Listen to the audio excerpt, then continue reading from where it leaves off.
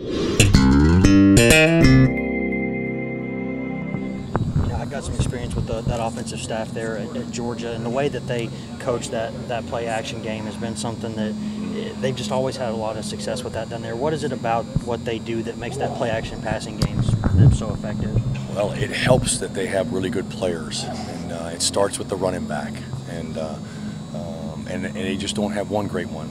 You know, they've got 3 or 4 of them, and so it starts there. And anytime you can establish a run game, it doesn't matter where you're at, but obviously they've been doing it, you know, really well for a lot of years. You know, it sets up your passing, your play action really well. So we've got to be able to, obviously, you know, force them to get into a 3rd down and long situations, and we've got to be able to get off the field.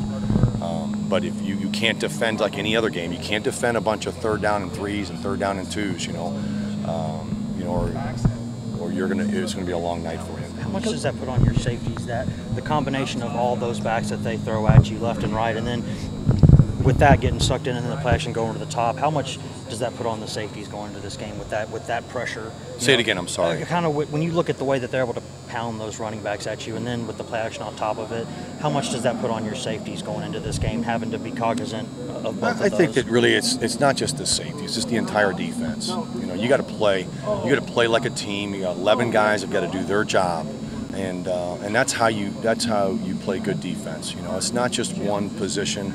It's not just a safety. It's not just the corner. It's not just the linebacker. Every game you go into it, you know, it's very important that everybody understands about leverage, and when you're defending the run, you got to fit it really well. You know, be at the right place at the right time and leverage the play properly. A lot of their plays that they've made is because they're very talented and they make people miss, and so we've got to tackle really well. Okay, and I mean everybody. It's not just the safeties. Coach, you've been in this league a really long time. Can you remember a time when you've seen the SEC East this wide open, where there's not that clear-cut top team? I don't look at it that way. You know, you've been in this league for a while now, and you got to be ready every week. There's so many rivalries. There's so many good players.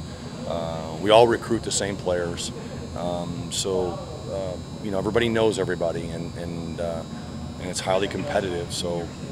You know, it's I don't look at it like it's wide open. I just look at it as very good teams, and any given Saturday, if you're not prepared and ready, you're going to get beat. You know, and so you've got to be ready to go. You got so many Georgia.